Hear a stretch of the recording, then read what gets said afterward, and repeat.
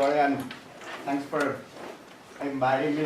Of course, I don't have a lot of things to explain about your fires and your situations, but I've been fighting fires for the last 31 years. I'm an incident commander, but I still go to the fires, and I go fires worldwide right now. The reason why we do that is because we understand we are under pressure because climate change, and we understand that none of us can get enough experience inside its own fire service to understand what's going on and which ones are the challenge we are facing and what we have to expect for the years to come in our lifetime. So I'd like to start that picture, that presentation with that picture. That's Portugal. That's October 2017. And that's a huge monster fire that was just spreading at a pace, more or less, of 7,000 hectares per hour. So you've been amazed because last summer we've lost a lot of surface in the Nordic countries. But the number of hectares you lost last summer are more or less the average number of hectares we used to lose. But in the last 10 years, we've seen a change in situation. We've seen a really impressive speeding up of the process. It started in May 2016, if you remember Fort McMurray in Canada.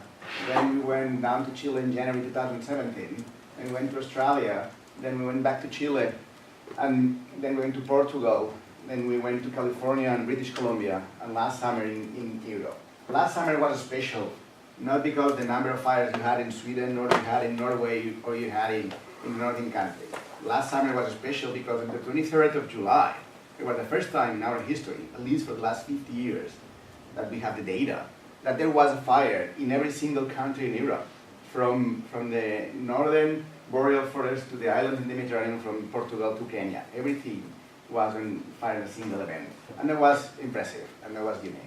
So, how we adapt to that, where we came from. So, this is our work. That's our normal fire. That's what we know how to deal with. And we've been dealing with that for a long time. Everybody has its own fire service, and everybody knows how to deal the best with all their own fires. Nobody can go to any country to explain, we know, you don't know. No, that's not true. You know better than I know how to deal with your fires. But we all have a classical fire regime of fires that we are used to. And then, of course, a lot of us, we use fire as a fire ecology role, so that's managing forest using fire. It's nothing new, it's done worldwide, and in Nordic countries you have a long expertise doing that as well. But then we have the big firestorms. That's not new, but it's new in our area. It's new in Europe. As you can see, there is a lightning strike from the smoke in that plume. That's new. That's a firestorm. We have seen that in some boreal forest in Russia or in Canada, but we haven't seen that in our Mediterranean latitudes. And 2017 makes the difference. That's the fire in Petrograd in Portugal that killed 64 people. But that fire, it's known by the people it killed, like the Greece fire. But the important thing there is not that. The important thing there is that that fire was running or was spreading at a pace of 1.5 kilometers an hour, which is a lot. But then suddenly, for half an hour, it went to 18 kilometers an hour. And then slowed down again. That change, that moment, is what we call a collapse of the pyrocumulonimbus, or a firestorm. And that's something we can explain, but it's something we cannot predict. It means science still doesn't know exactly what happened. And why I'm telling that? Because after the fire, we could explain it. We spent months picking up data to finally explain and identify the process. But 6 months for 20 scientists, it's not a fair game against 5 minutes for an incident commander in front of that thing. They had to decide in 5 minutes what to do, and they failed. And then now we blame them. But after 6 months, now we can explain. But if you confront me to the same situation again, I cannot exactly predict, because there is no data. And we all know, and there is no fire model. And we've been in Missoula discussing with all Marc and all the people that is trying to understand that, and we all agree, we as a firefighters, we are blind in front of the events due to climate change. And that's a fact, and that's what I come to explain to you. And of course, we have a fear that is driving all the response in terms of policy, which when the fire strikes towns and houses and people and lives. And then we try to respond there. And trying to respond there, putting a lot more resources in terms of fighting the fire, is not a long-term solution. And that's another thing we must understand. And of course, I am an incident commander, and I work for a 5,000 firefighter fire service, and I have 5,000 kids just being sent to fire every day. But the important thing is that every time the policymaker buys me new toys to fight fire, it's putting the responsibility over my shoulder, but not solving the problem. It's thinking, hey, I have a problem, I know how to do it. I buy you planes and engines, you solve for me. And if you fail, I blame you. But that's not going to protect anybody, because I'm telling you that, just plain, we cannot fight those fires. Doesn't matter how many planes, how many engines, how many firefighters you give me. When the fire goes over 10,000 kilowatts per meter, I am out of the game. And we must understand that. And that's the problem we have. So just some data. Look at those fires. Those are the 3 biggest fires in 2017 globally. So you see Las Máquinas fire in Chile, you see Thomas fires in USA, you see Portugal fire 15th of October. This is not grown graphic, it's hectares per day. And the numbers are right. More than 100,000 hectares per day. We've never seen that before. Our biggest fires in our history were around 20,000 hectares down in the Mediterranean. That was huge firestorms, but then suddenly, out of nothing, we went from 20,000 to 100,000. And that's the game-changing thing. But it's nothing new. But the question is, how many times in history did that happen? Well, we had the conditions, let me say it another way. So, we explained that the conditions of drought and climate change caused those fires. But if we look at the history, how many times those conditions were in place, it was 71 times. And out of the 71 days that those conditions were in place, only one did. So the way we explain those fire events is not exactly the way they're happening. Because if you ask the question in the wrong direction, it means that 1 out of 71 days, it happened. So we explain those things happen. We don't know exactly. So that's the problem we have. And look at the American fire. They are not as huge as those from Portugal. Then we can compare Spain 94. We can add Portugal 2003. We can add campfire. The last fire from California killed so many people. It's really, really low in compared to those events. And then Greece 2007. So can I just ask, how many of those 71 days were they all in 2017? Or no. In the last 15 years. Okay. In the last 15 years. So of course, there is a kind of cumulative thing going on there that we still don't understand.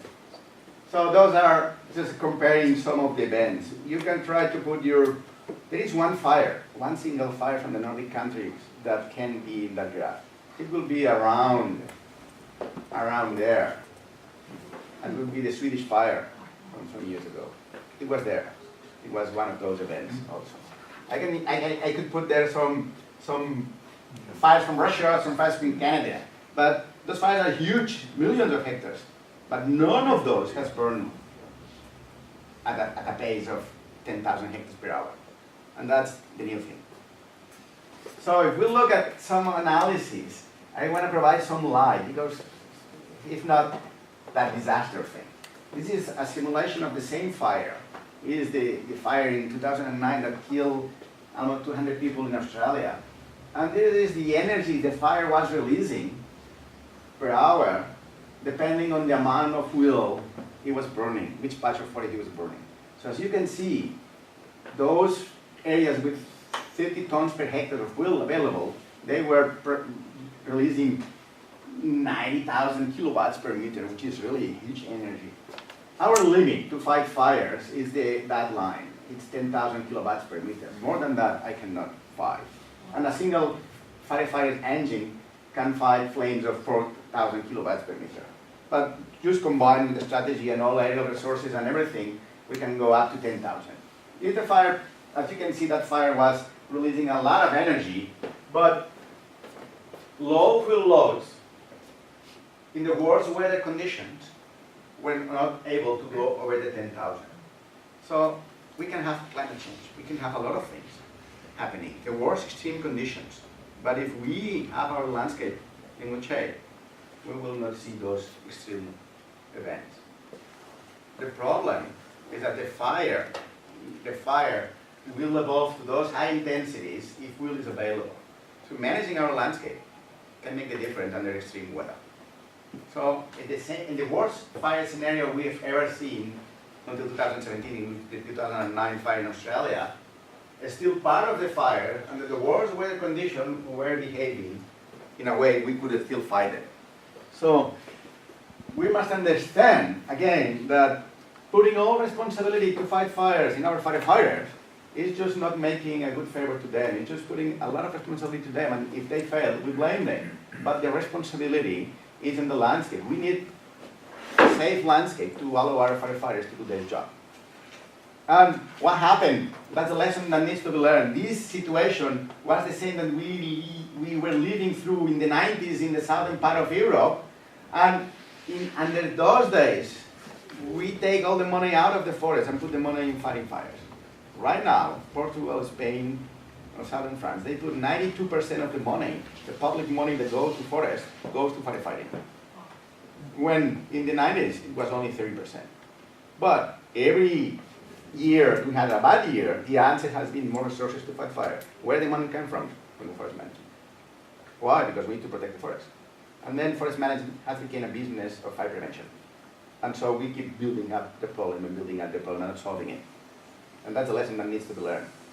We did that mistake. So when I see the answer to the fires in 2018 in Northern Europe is big planes, I remember my young days. And we see now, those fires we see now, are the consequence of 20 years of successful policy of fighting flames, but not successful policy of fighting fires, because they're building up. So we must understand that. So another thing that comes down from the 2017 fire, that's comparing the interior circle of Petrograd, the outside circle is October fires in Portugal, which is in yellow fire against the orange fires. As you can see, all the dead people in the yellow fire were almost concentrated in the blue area in a road. And that fire confirms us that if you stay at home and you protect your home, you will survive fires. But then it came the October fire, which was a lot more windy. And as you can see, almost 47% of the people died inside their homes. So those fires are really, really extreme, more than 150,000 kilowatts per meter. And believe it or not, we can blame our firefighters, but they were totally overwhelmed. But those fires need to get the energy from something, and that something was the unmanaged forest, or the landscape we have been allowing to happen. So we must understand this, but when I say those firestorms are a game-changing thing, I am referring to that graph. That graph is complicated, but it's the one that shows the picture. And when we came out of Chile, it was the scientific community was telling us, you say the fire was creating a storm that changed the weather in a 1,000 kilometer circle around the fire. That's impossible. I said, well, I'm not telling you a theory or a hypothesis. I'm telling you a fact. We saw that. But science still cannot explain. Then it happens in Portugal, and they had to agree that that was true. That's a graphic of the wind speed of the day 15th of October. We had that hurricane getting into Portugal. It was a storm tropical already, but it's not normal that those type of hurricanes get into Europe and hits Portugal Island.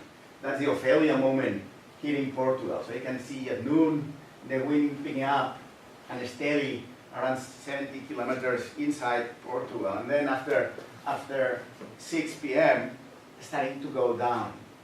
That was the moment we were expecting really, really impressive fires with the wind pushing from that storm and steady winds in a dry country. And then we had really, really big fires. But then the wind slowed down. And then suddenly, at night, we were at the highest peak. This highest peak is not caused by the storm. It was all over Ireland already. This highest peak is caused by the plumes of fires collapsing to the ground and creating winds almost 100 kilometers an hour. And all those blue dots are the windmills that were inside an area of 500 kilometers around the fire.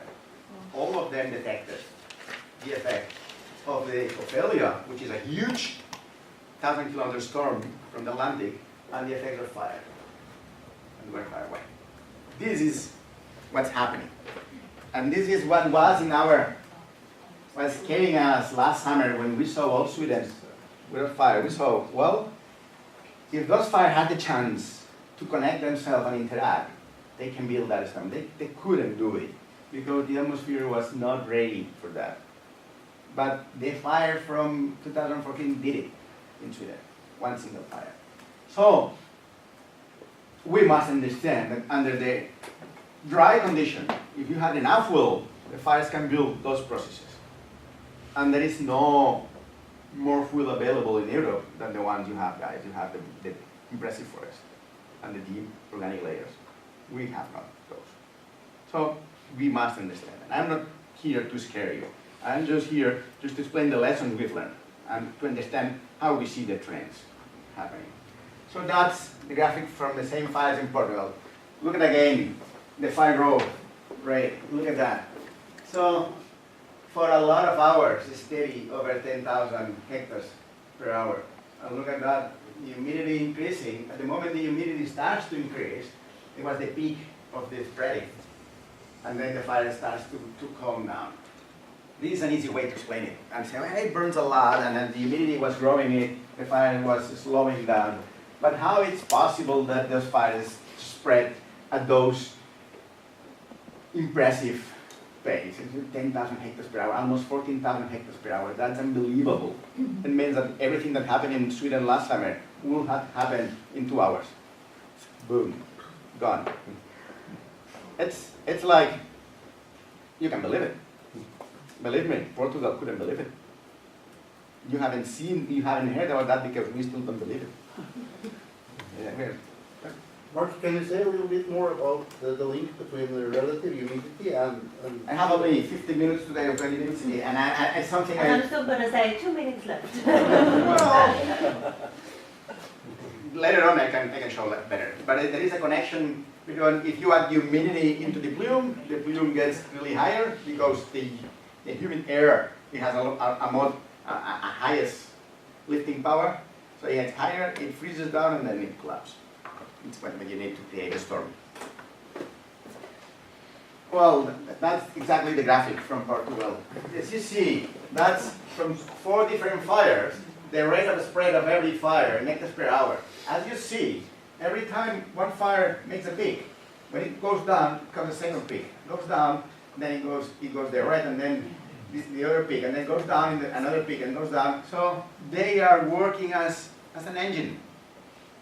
So one is pushing, creating downdraft, is spreading out the other fire, which is going out and then collapsing and spreading the others.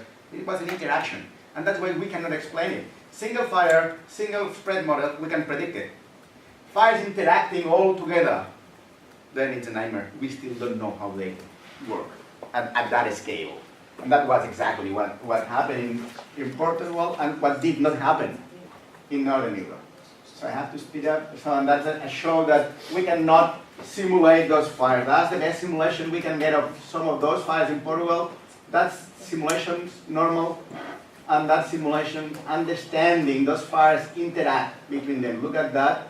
It's the moment a big wind is pushing from the south, but one fire is there. You see the wind is shifted, so the fire was changing the direction of that wind, and that fire over there was changing that direction lifting to the right. So those fires really interact at a scale. So why those things happen?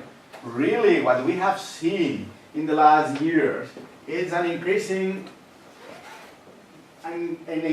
drought level. It means the vapor pressure in our atmosphere is affecting the stress in our forest. So the more deficit of vapor pressure in our atmosphere is creating drier conditions for our forest. It can rain more, but it dries quickly. So what happened in the last year is that around 81, we had statistically a change in our climate. The climate was not anymore the way it used to be. And now, after 2002, we have another one. And statistically, it showed that after 2017, we have another step. So in my lifetime, we've changed our climate 4 times. And that's what it's been. And every morning we have one of those changes. Our forest is really under stress, and it's correlating very well with those big events. And Northern Europe is already having one of those things. If we look at the forecast, the Atlantic part, the one that will suffer more of that drought, increase in temperature, and that deficit of water pressure, and this is where fire will concentrate. I was talking this breakfast with my colleagues from Norway, and say, well, do you know which country in the Mediterranean is the wettest one, the one that gets more rain? Portugal. And it's the one that gets the biggest fire. Why? Because he grows more fuel than anybody else, but suddenly it gets dry spells of weather, so more fuel available than anyone else, then bigger storm than anybody else. So if that's coming into Northern Europe, that's a problem. And it's where we have a lot more population living in. So that's because we are looking at the fires as a civil emergency, but we cannot solve the fire problem as a civil emergency. It must be a forest management. So that's one of the causes why we have that. The high pressure system is blocking over Europe. It's going to happen more often because Greenland is melting, and meanwhile Greenland will be melting, creating a cold conditions in the water in the North Atlantic. We will have the blocking over Europe, and that blocking will create the dry spells of weather after mild winters. Mild winters, higher biomass growing, fine fuels available, then suddenly dry spells, really hot spells, ready. And that's what happened in Portugal. 1 minute extra. So, what we've been learning, I'm going to explain. We've been through 6 generations of wildfires. First generation of wildfire was when our landscape became continuous, so the fire could spread. Then we created fire service to fight fire. Then suddenly the fires had continuity and had rate of spread. Then we created fast reacting fire service and include the aerial resources. But then the fires created continuity, used the continuity at a highest rate of spread, but with a lot more intensity. That was the third generation of wildfires, and it's when we include intelligence in our fire service. Not only initial attack, not only resources, but planning, simulations, and everything. And then it came the rural interface. We had to protect the lives. That changed the game, and we started to make more fire prevention than forest management. That was the fourth generation. Then it comes simultaneity of big wildfires that were simultaneity of fires that had continuity to spread. They were spreading really fast with intensity, with affecting vulnerable interface. That was a nightmare, and that was when we started international cooperation. But now climate change gains over it, and climate change it's telling us that he can change those fire behaviors into those fire storms that he's showing you. So we must understand and we must prepare for that event. I will skip that one. So the important thing for the politicians, it's not important to look where we are. The important thing is where we are going. And please, we've been learning for the last 50 years the lessons of the generations. You are still in the second generation of wildfires. You still have time. Don't repeat our mistakes. We've done everything wrong. But at least we've done the effort to criticize ourselves. Don't think that your problem is new and different from our problem. Don't think that. Just learn. Just apply our lessons. We cannot explain anything to you. You know your forest, you know your fire service, you know your country. I'm not. But I know that everybody from Chile, America, Australia, South Africa, France, Greece, Spain, and Portugal, we did the same mistake. We thought we could solve the problem technically, technologically, with more resources, and we failed. And now we are facing fires even worse. So we knew what we knew, and that was our comfort zone, and that's where we blame and we fight fire. Then suddenly we found or confront things that we knew that we didn't know. So that was where we invest in science, and we create models to simulate fire. So those things we know we don't know can be solved with knowledge. But still, we were confronting fire that science couldn't explain because model doesn't work properly. And those were the things we were solving by experience. But now suddenly, we find ourselves fighting fires that we have no experience and models to explain. So things we don't know. And that's where we fail. You still are in those places, you know, and you apply a lot of science so you can solve the things you don't know and can know, and then you can get experience.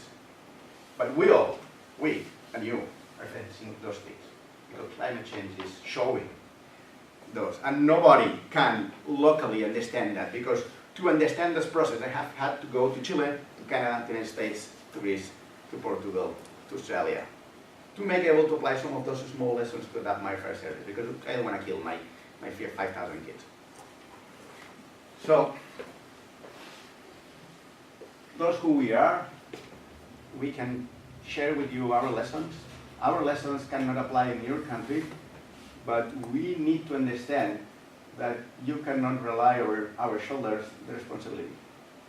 Because one thing we already understood. For the last 31 years, the decisions I have taken during the wildfires have made or have created a landscape. It means if I decided to fight the right flank and not the left flank, I created one mosaic. When I decided to let a fire go, or I decided to fight the fire aggressively, I created an effect. And that effect, I thought initially that effect was protecting parts of the landscape or saving parts of the landscape to be burned. But after 31 years of fighting those fires, I understand finally that my decisions are not protecting anything, are creating a landscape for tomorrow. So the landscape I am fighting fires now is a consequence of the last 31 years of my decisions. And I am the one to blame for the biggest fires, because now I don't have a mosaic of landscape or forest in my landscape, so the fires can spread bigger if I fail. So that's the wildfire paradox. And if you want to talk about that, we can discuss, we can share everything. I cannot teach anything. I cannot tell what to do, but I can explain where I succeed, where I fail, and what we see is coming. And what we see is coming is that the reality of the Atlantic, we have the humid forests growing with the climate change. Winters are mild, fires grow faster, forests grow faster, but suddenly we get the blocking, you get the firestorms already. So you can go easily from second generation of fires where you are right now to the fifth or the sixth. And it's unexpected, so we must prepare and we must discuss seriously about that. Thank you.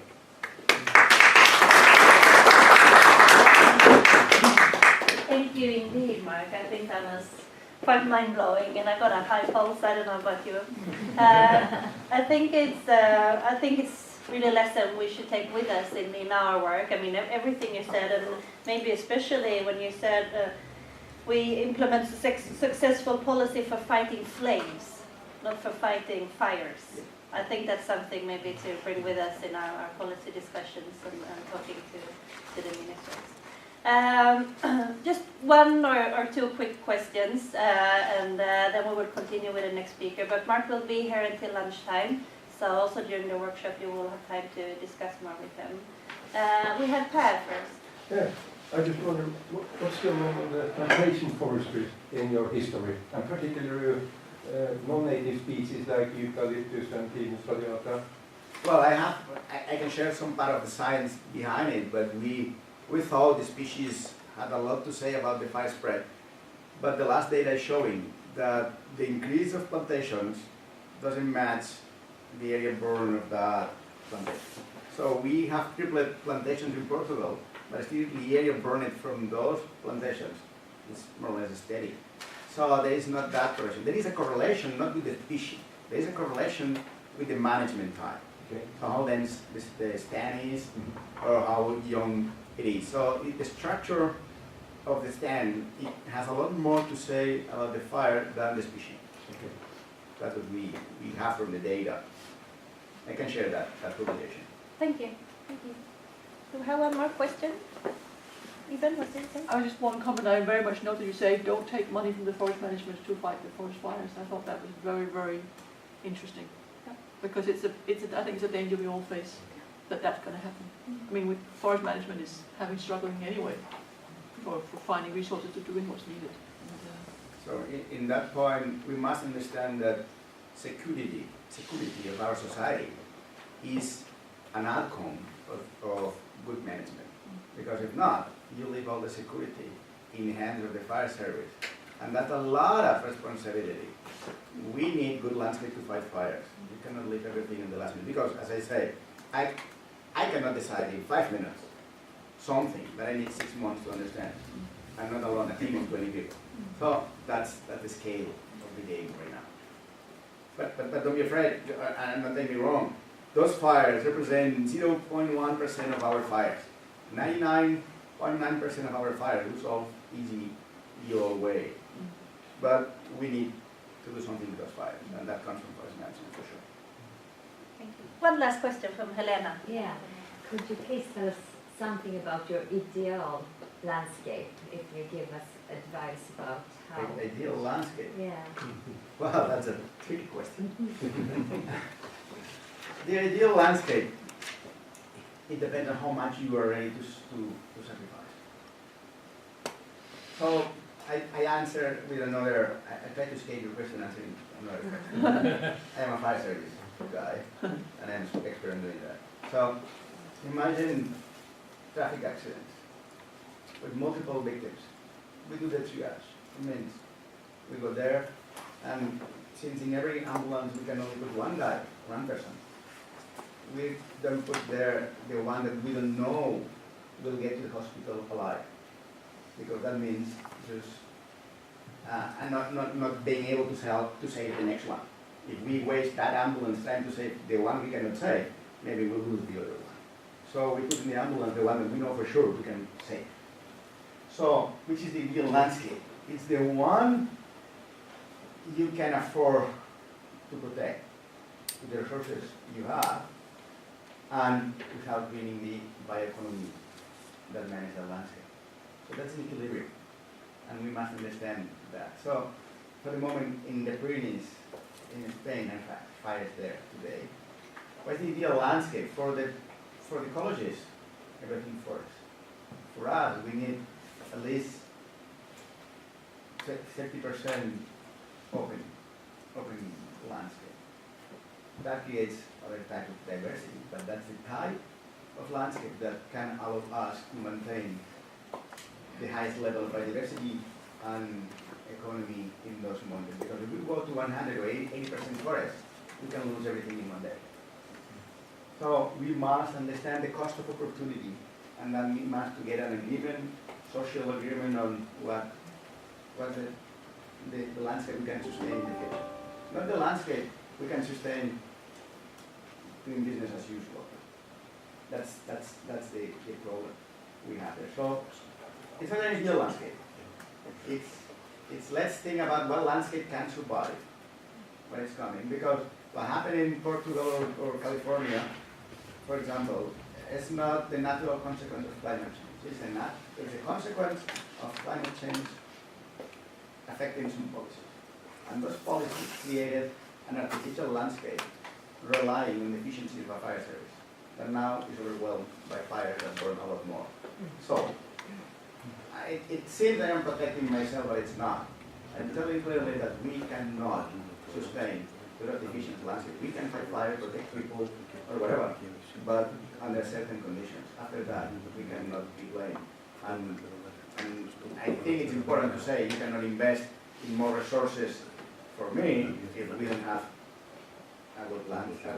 It's like having the best engines in the world to fight a fire in a hotel that was not with a splinter doing anything. So the fire gets so intense I cannot get it in. So the nice engine will be outside looking at the fire or doing anything else. But with the open space, do you mean clear cuts? Not clear cuts. No. We can manage. So in Chile and in Portugal, the fires slow down really fast as soon as it gets into an area where the fuel type changes. It can be different species, it can be different age, it can be different structure. It doesn't mean to be a mosaic of clear cut. It needs to be a mosaic of different structures. We can create and that means that mosaic. An example, a fire we had in northern part of Spain coming from France, it burns 10,000 hectares. But one part of the fire was going 6 kilometers an hour, nothing we could do. The other part was spreading fast, but was less than a kilometer an hour. The difference, it was the same methodology, the same forest, the same landscape. But the only difference, it was the part that was going slowly.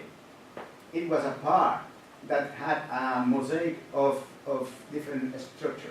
Part of the forest was 40 years, part was 100 years, part was 20 years. It was 3 different species mixed in it. So the fire couldn't get enough fuel into the engine to keep roaring.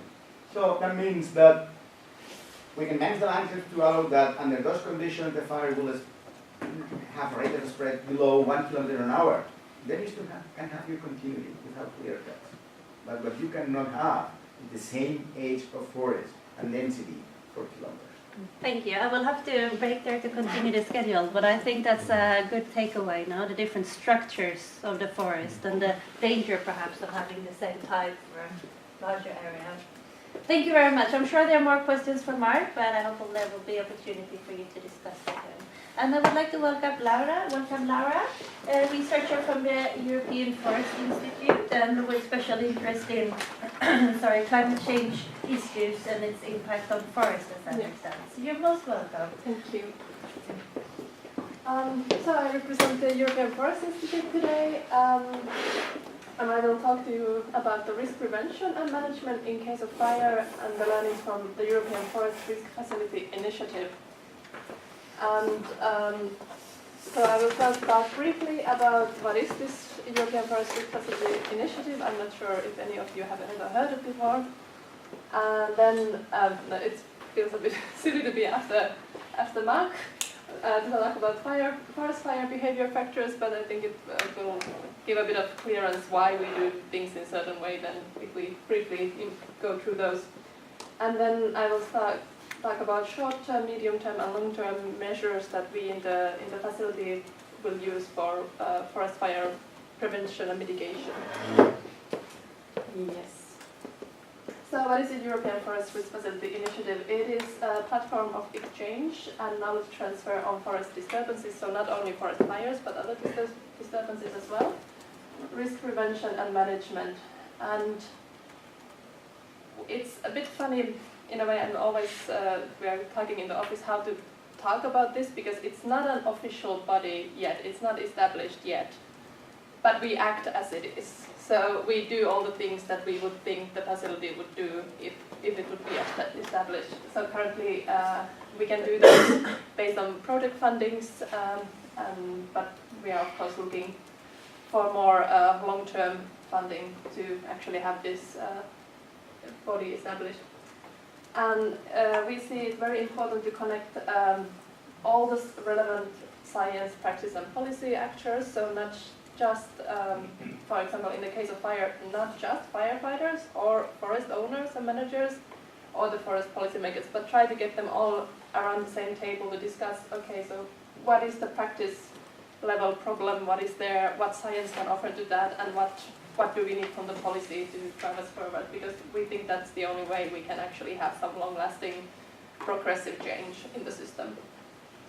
And yeah, so we support a fire management system built upon mitigation and resilience. And I have some flyers with me, so if you have, and I can of course answer some questions later about the facility, but I think it's good to leave it for now. So for fire behavior, well, I think you asked too much, but so there's just a illustration how it can spread differently. So it's not just one direct line that this goes there. So you have the backfires, the side fires, they go different ways, and then you have these spotting fires that are caused. And as Marc said previously, that there are these different factors that affect the fire. So you have the climate, the weather, what kind of weather it is, and of course the landscape effect. So how is the topography, what slope if the fire is advancing, and then of course the type of fuel you have and how much of fuel you have there. So we say that if all these three things are aligned for the fire, so if the climate or the weather is dry and very warm, and if the topography is good, so if it's a bit upwards on the side slope of things, and if there's a lot of fuel, it creates a fire we cannot fight. So you have to, like that is a point where no matter how good firefighter system you have, it's pointless to go there because we cannot fight that. But if we can make at least one of those things out of the alignment, so if the weather is rainy or something, or if the topography is flat or even going downhill, or on the north side, or then there is not a lot of fuel, if one of those things is out of alignment, then it's safe to fight it. So what we try to do when we talk about fire, and we talk with firefighter professionals, is try to exchange the experience and information that, like in some cases you cannot do anything and you better focus on where you can actually work on something. So here's just on a small scale the same kind of picture. So here the front flames, the front fire, that's the place where we cannot do anything because you have a lot of heat, you have a lot of energy coming from the backfires, you have a lot of unburned material in front of you, and then you have this warm air mass going and drying it even further, so it will start much quicker, the fire there. But then on the back sides and the sides, because there's no energy coming from behind, it's a lot of burned material in front of the fire, and it already has lost kind of quite a lot of its power. Those are the points where we can actually step in and fight them. And also it will help us to control the front fire, because the more you can put out of the fire from behind, it decreases the amount of energy that goes to the up fire or the front fire, so you can maybe not stop it, but at least maybe decrease a bit the effect it will have. Yeah. So what are the short-term measures we at the European Forest Risk Facility Initiative could do, and what we are currently doing now? So in the case of immediate fire, that there is a fire somewhere, for example, I think Marc also remembers this in Norway. There was a winter fire in 2014, I guess, and that was the point where some of my colleagues, and Marc, I think you were there as well, were asked or proposed to help with kind of the strategy planning, the fire strategy planning, and how to kind of deal with this fire, because I think it was also a new phenomenon in Norway to have fires in winter. And so what we can offer is the immediate kind of counseling, and it's the good thing about it is that we are quite flexible because we are not a government body, so we can come quickly when needed, if and just we need somebody to ask us, and then we will be there in some kind of team. Which is also a good thing about the facility. It's a network, so we are not employing all the experts, but we know all of them, so we can collect kind of the best expertise we know, and then create a team to send to some other place. And then immediately after fire, what we can do is provide, of course, kind of investigation team. So has the fire really been put out, and also a bit of like fire analysis. Why did it spread like it did? Why these areas were affected and these were not? So kind of an investigation team to help the local. So it's offer capacity if that is lacking and if that is needed. And then of course post-fire forest regeneration counseling, or if to give some assistance there.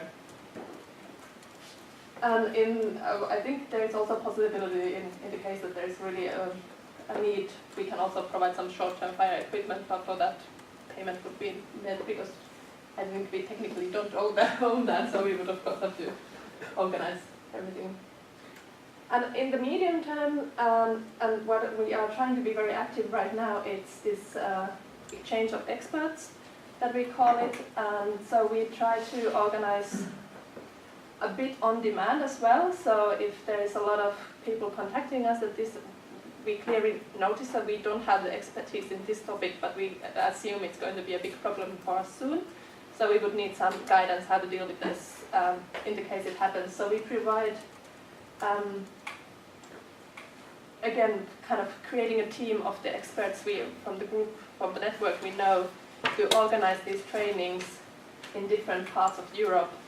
And so we have done on storm, we did with Belarus and France and Spain. And now there is going to be on fire in Portugal this May. And here the important thing is that it's not just usually forest managers that we are dealing with, but we really also, as Marc said, it's the landscape is the most important. So we need to also, on local level, to have those local actors, the spatial planners, the farmers, everyone who is somehow dealing with the landscape. We try to get them to these trainings because that's the most effective way for us to function. Yeah, so this is kind of one of our major activities right now, kind of having these exchange of experts all over Europe and in different topics as well. And on long-term measures, we of course advocate for the fire management policy changes, so from just reacting to the fire to be more prepared. And one very good example where that has been successfully done is South Wales. So they used to have very many calls for their quite short fire season, and I think this goes quite well with the Scandinavian examples. So wet, humid areas getting fires. But they there started to create these fire committees that is also like the local people, the local land managers and the fire service would all come together and kind of discuss how to manage these fires. They would create fire buffer zones and do like strategic, before fire season starts, burns in the high risk areas. So it's a very good example how it can be proactively managed to decrease the amount of harm it can be done. But of course the problem is that it's not simply about the fire, as said before. It's basically every policy that affects somehow landscape should somehow be also connected with the fire management. So there is also, we have to think about outside just forestry and agriculture, but also what is the other policies affecting that certain area. So as farming subsidies to New Zealand land bear board, it's all connected somehow. And I just want to highlight that this came out quite recently from European Commission, forest fires, parking fires march policy in the EU. I don't know if you have seen this before, but I read this in the plane and I think it's very interesting. I have only one copy with me, but so it talks all about the fire policies and how we should, in a European level, to make it more holistic, to have like EU standards and so on. So I think that would be interesting also for your report. So conclusion, instead of being just reacting to things, we need to be prepared somehow. We need, as Marc said, that we probably will have them quite soon, these fires as well. And we have to do things a bit differently. And fuel loads out of topography, out of slope, out of climate are really the only things that we can actively affect now. So the forest management and landscape management is the point where we can actually do some change. And fire will always be, so it's no use to always suppress it, but to learn how to best manage it, and that's the fastest way to do that is to learn from people who have been in the same situations as you have, or have maybe not know your environment, but have experience so that they can provide, okay, in this kind of situations, this might be a good idea. So that's the best way to go. And our project, the SHARE project, will organize a fire workshop in this November together with the UK Wildfire Conference, and their motto this year is specifically managing vegetation for fire. And I don't unfortunately have the exact dates, but I think it's in the end of November if somebody's interested. Yeah, thank you very much. Thank you very much, Laura. I think your three conclusions there are a very good takeaway for all of us and for this discussion. Thank you very much. It's nice to learn more about your institute and the kind of network of experts that you're in contact with. That might be very useful. Laura will be here over lunch, so please note your questions and you can discuss over lunch. And then I will welcome Martin back. We'll find your presentation here. And you're head of emergency response section here in Denmark. So here we have yet another firefighter. But now we will actually learn a bit more about the operations from one country to the other, because you were actually engaged and led the Danish team that came into Sweden last summer. That's right. So that will be a very interesting angle.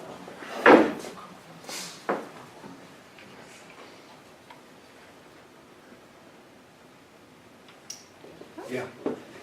Thank you very much. And the bad thing about being the last is that the time is gone when they get to you.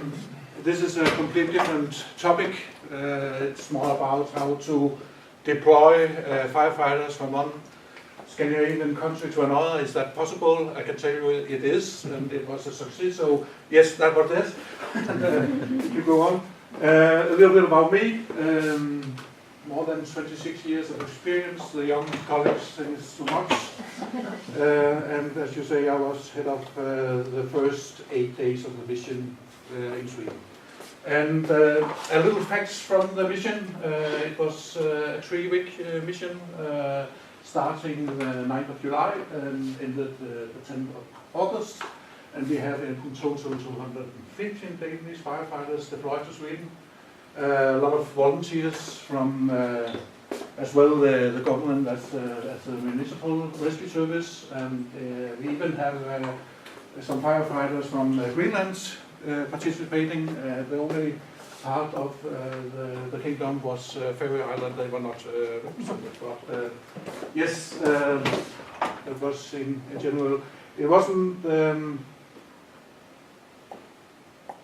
It was a little unusual mission because one thing is that it was a mission in Sweden. I mean, normally Sweden go on mission to other countries, and it's very seldom that they ask for help in Sweden.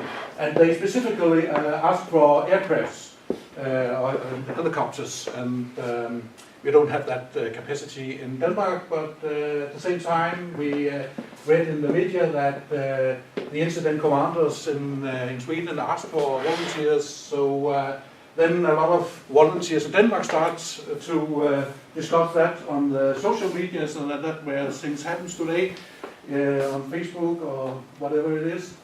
And we had a little difficulty to offering our help to MSB because we tried to call them and we get to the dispatch and they couldn't care less. They will get back to us, and I think if we had stopped there, we haven't heard from them yet. But then we know each other from a lot of participating in EU civil protection courses and stuff. So we knew some people in MSB and we called them, and then we knew some people, and then we have the opportunity to actually offer our help, and we gave them kind of 2 solutions to pick from. One solution with 25 firefighters without equipment, and one solution with equipment, vehicles and stuff. And they actually accepted that, the last offer, and the problem was here that we also had a large number of fires in Denmark as well at this time. So there was of course some thinking about that it's only the red area we had problems. And of course we have to be very careful not to compromise our own safety, but it managed. So what we sent in the first place was a fire truck and a tank and a lot of fire hoses. And we know from cooperation here in this area where we have the bridge to Sweden. We know that we have a little difficult to connect fire hoses. The Swedes have complete their own system, and we have a system that we share with the Germans and the rest of the world. But we have some adapters and other stuff, so we could manage to connect the stuff there. So that was, I think, I went with 27 firefighters. That was the whole line of people who want to participate.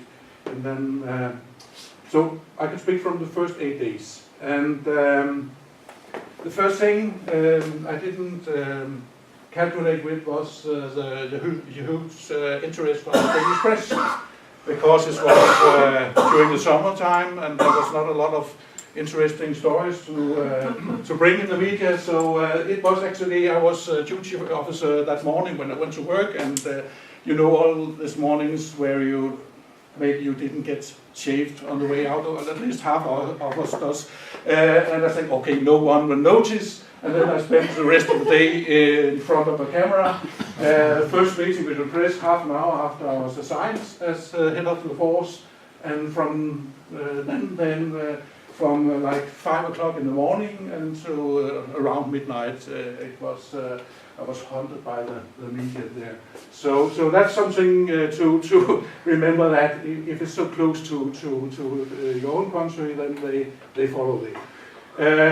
We had to deploy from Copenhagen, and we were given this task at the 18th, and during the evening and the night we actually packed all our gear, and we sent what we call a self-sufficient unit to Sweden. That means that we bring everything we need. We only need some kind of base of operations, so we need some water, we need some sanitary facilities and so on. But I mean, it's a huge country compared to us, so it takes like 12 hours in a car. In a fire truck, it takes a little more than 20 hours. And of course, you have all these problems that goes with the mission. Of course, you have some cars that will break down on the way or something. So it took most of 24 hours to get there.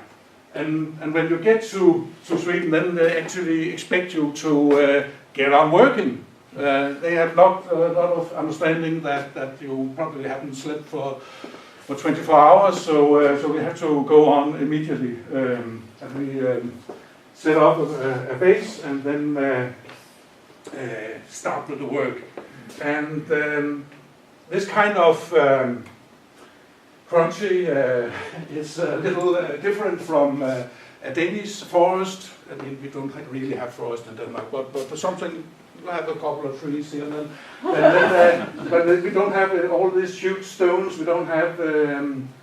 It's a very difficult environment difficult environment to be in. So, but we expected that we could add some kind of value in it, and that was basically where we worked, and what we did was that we supplied with water.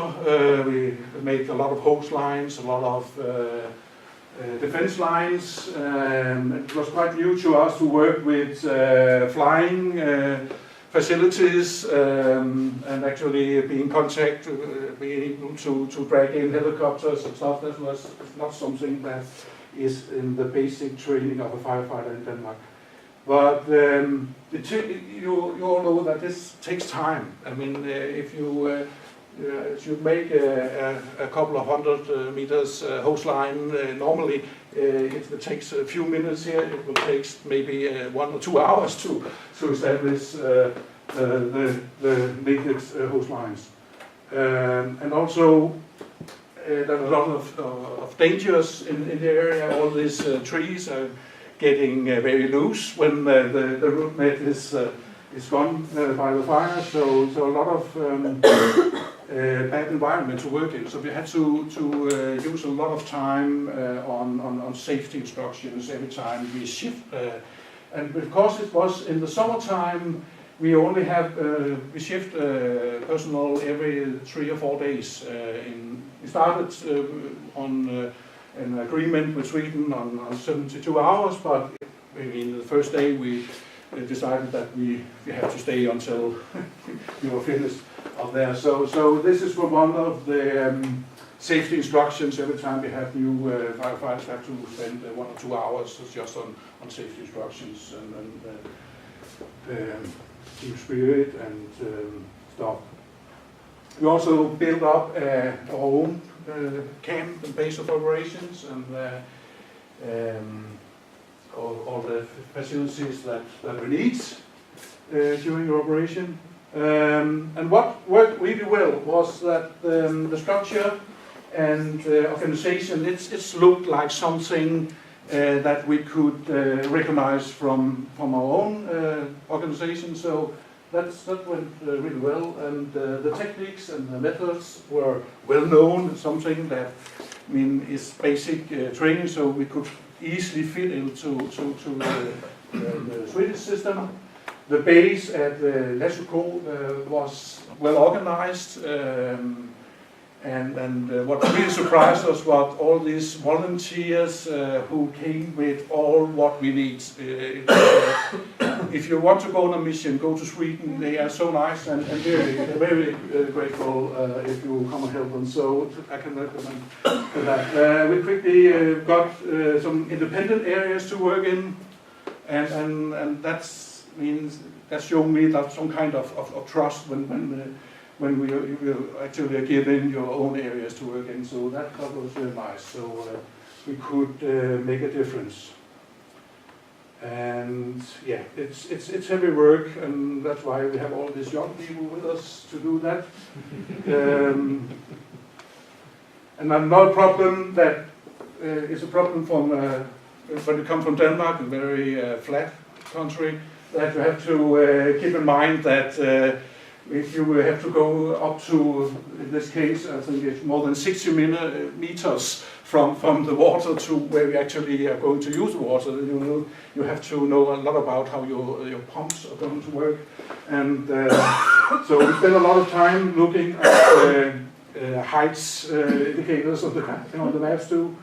And also invented some new ways to use our trucks. So driving across the lines and put water in, it's not the normal way we do it in Denmark.